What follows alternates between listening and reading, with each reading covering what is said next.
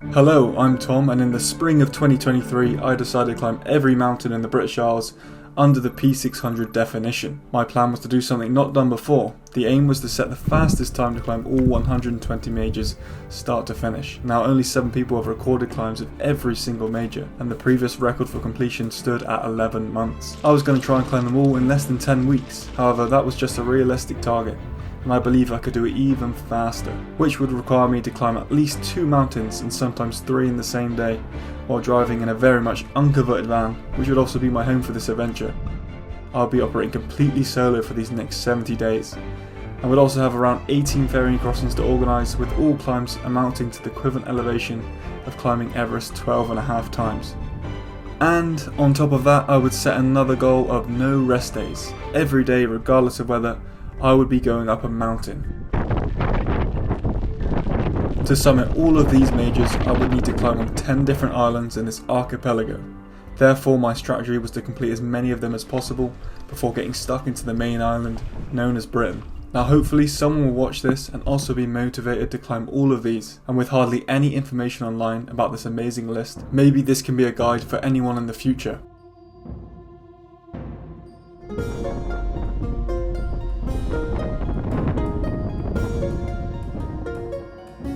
So I would start this adventure in Ireland before heading north for some Scottish Isles. I would be going to the top of Arran, then to the inner and outer Hebrides for Jura, Mull and the isolated Isle of Run, before crossing the Minch for South Uist and Harris. Back over to Skye for 5 summits, where we then continue to complete the biggest isle in Britain, and finally the Isle of Man. There are many famous lists for peaks using different definitions like Munro's, Wainwright's and so on. However, the P600s or majors is the list that I'll be using, and is one of the best ways to define a mountain in these isles. Trying to figure out where one mountain starts and another ends is a problem as old as time, but this index enables us to define something which otherwise wouldn't have a definition at all. A P600 is defined as a mountain with a topographic prominence above 600 meters regardless of elevation. This, however, makes it impossible for them to be lower than 600 meters, and is the requirement for mountains in the British Isles. Okay, so it's 8 o'clock this morning.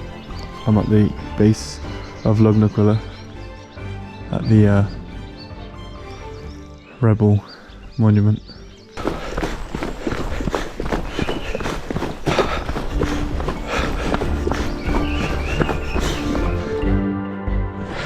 It's absolutely freezing. You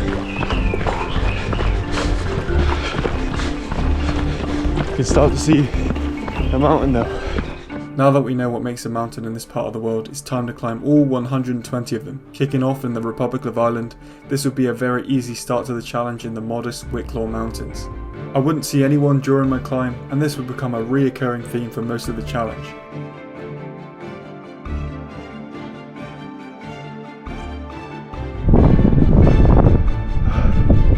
Still got a view, hour and a half to get a bit of cloud, but good views over there.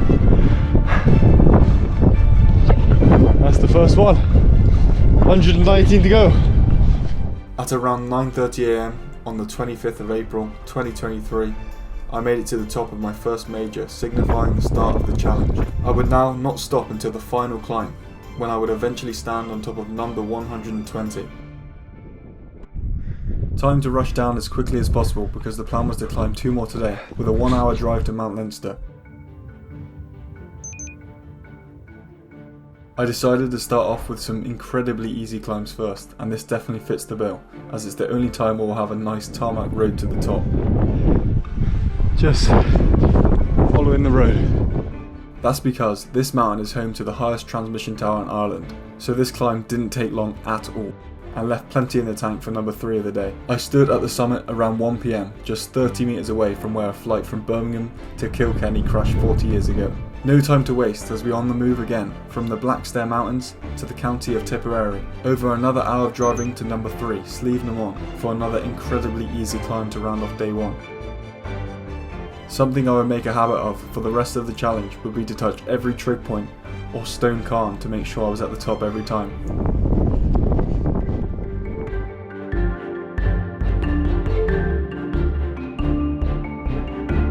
Having done some more driving in the evening, I would wake up next to number 4, Falscombe, where once again we try and climb 3 today.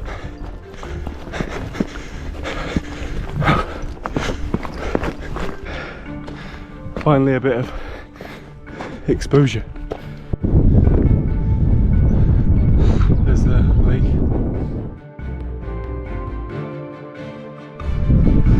Right, I've just completed the ridge. I'm almost at the top. I can't run at all, it's just sinking in my feet.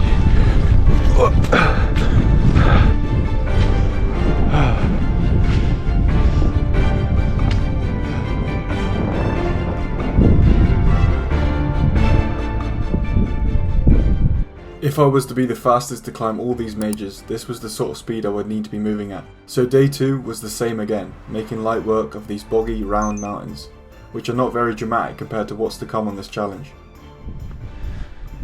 Okay, here we go, number 2 for today.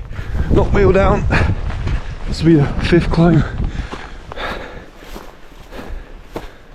792 meters or something.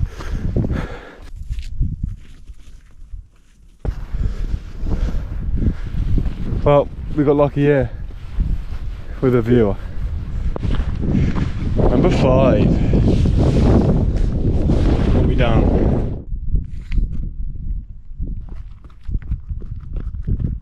Okay, 5 down, 2 today, and we're back at the van.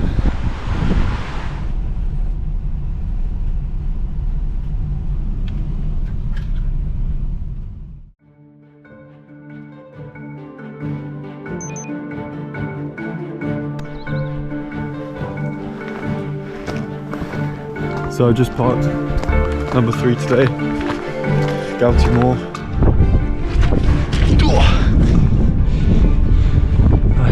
Well, got to do this for a while.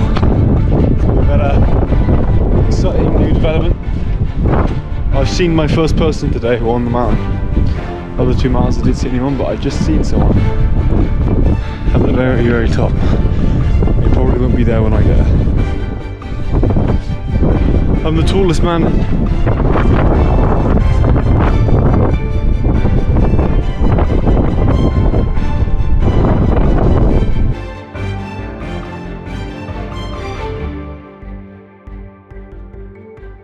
For day 3, the pace would slow down as I would need to travel to the west of Ireland via Cork into the Shehy Mountains.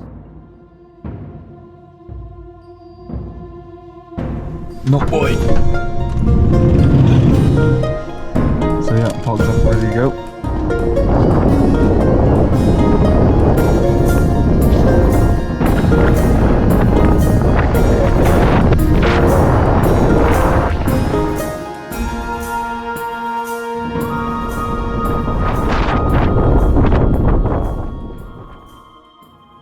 Once again, more driving, this time to Kerry, where I would get some supplies before climbing Ireland's highest mountain, Carron-Two-Hill.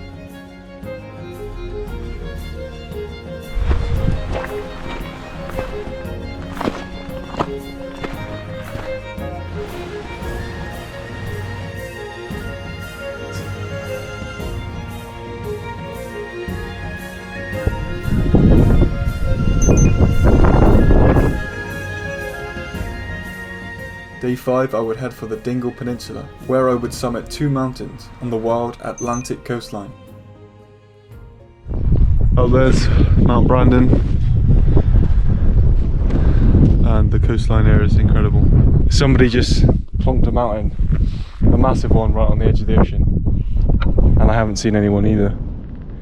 It's a Saturday as well, so surprisingly quiet. But yeah, it's absolutely unbelievable.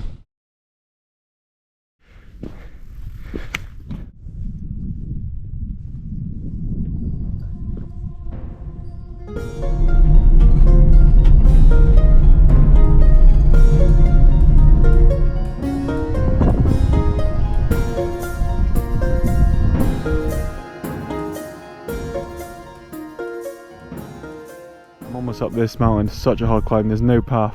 I mean, this bit's easy, but down there it's just sheer steep moss that you have to crawl up. Number 10.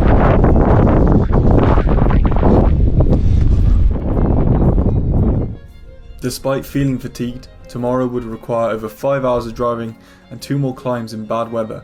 First a 2-hour trip to Keeper Hill via Limerick. Day 6, absolutely shocking. I'm on top of Keeper Hill.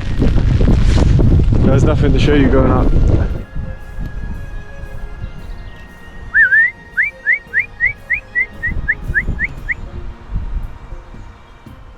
In the afternoon I would head all the way north to the county of Mayo, where the majority of the climbs would take place in Ireland.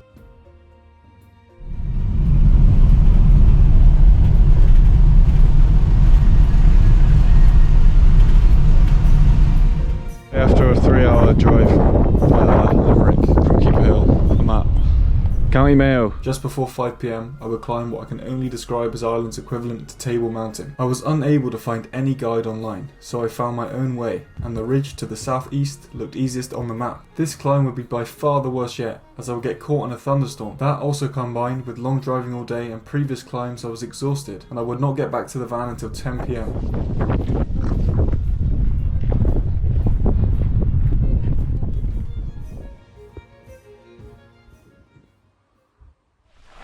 Okay, day 7. Gonna have a rest day today, and by rest day I mean climb up into those clouds to Ben Bourne. I think it's Ben Bourne. Don't know how to pronounce these names. Little rest, and then we'll be back at the pace tomorrow. So something amazing just happened. For the first time, I thought, oh, I've got another half an hour to go, probably can't see the top in the fog.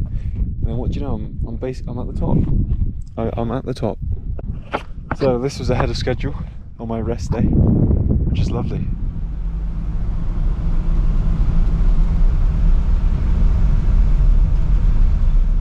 Just arrived at the bottom of Bin Dal and the log. Don't know. Yeah, weather's good right now.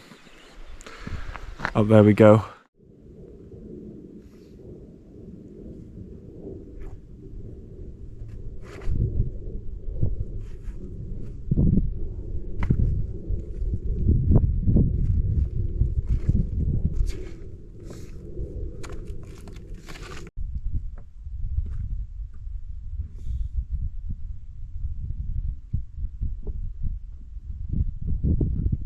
I've just summited Bin Adair the log.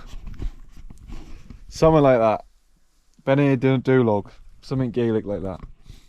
I did have sunshine along this ridge, but this clouds came literally just now, and I haven't seen anyone. So yeah, chill walk down. Time to do another one. Okay, I've just parked at the very bottom of the Killary Fjord. Like, that is actually the sea there, but it literally snakes all the way out for miles to the ocean. And I'm going up Ben Gorm now for number 2 today. Right to the top.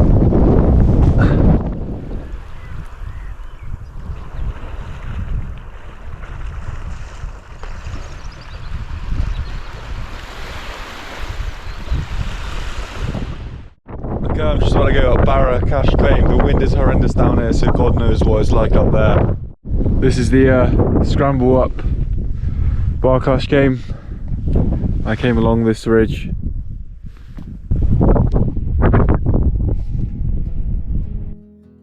In the afternoon I headed for my second climb of the day, Mawilry, which starts from the stunning coral sands of the Atlantic coastline. This geographical feature is synonymous with the west coast of Ireland and Scotland, and therefore these tropical sands will appear frequently on this adventure, especially when I reach the Outer Hebrides.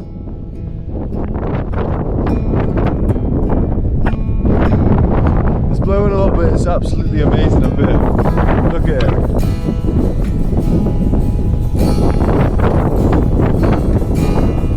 So good.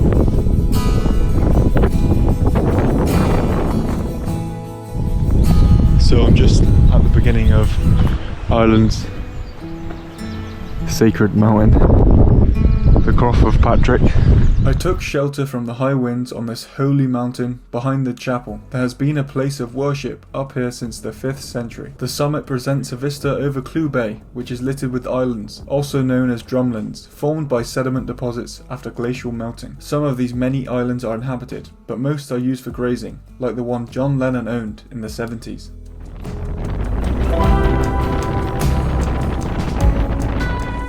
Nice to be walking on a path for a change, but it's so windy I could not record anything, it's so windy. Getting blown away. But yeah, morning now, so I've got another one to do. Very tired, very sore, but we've got to get down in the van and get driving. Currently just got to the bottom of nothing at 1:30. Very windy up here. The views are very good. Bit of blue sky.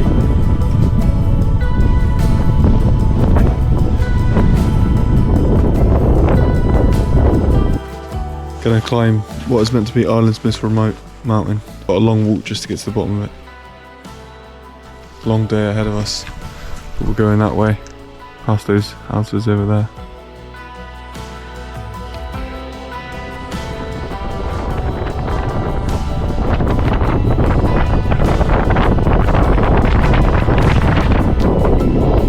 I'm off the mountain.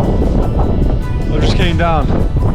Now I have to cross this marsh again for about 2 hours to get to the van. There's a swamp that goes all the way through these clouds to a farm that you might be able to see. Ireland's most remote mountain for sure.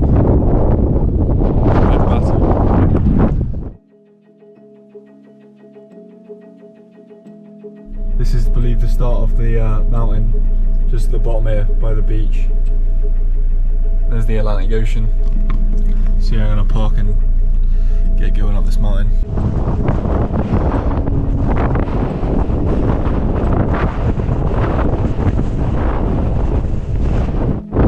Number 2 for today is 6:10.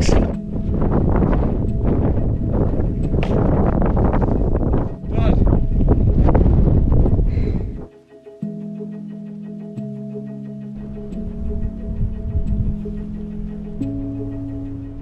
Finishing Crowcorn, I sat down on the edge of the coastline, having completed the many peaks here in the counties of Galway and Mayo. It was time for the remaining 4 climbs on this Emerald Island, with Colca on the border before heading north to the county of Donegal to climb Errigal and Slieve Snort, and then back down and across east to finally climb Slieve Donard, being the only climb in Northern Ireland.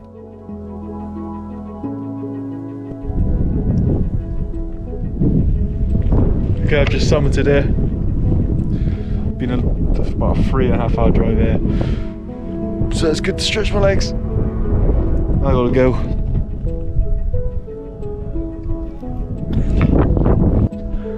I've just came up to the top of Errigal.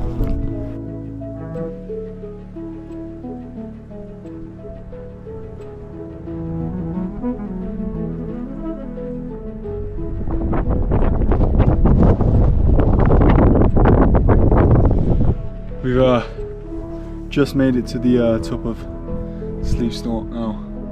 There was a view when I got to the top, but now that the camera out, it's gone obviously. That's such is life. But yeah, quick break, then I'll run down, get to the next one, and then Ireland done. Ireland is completed.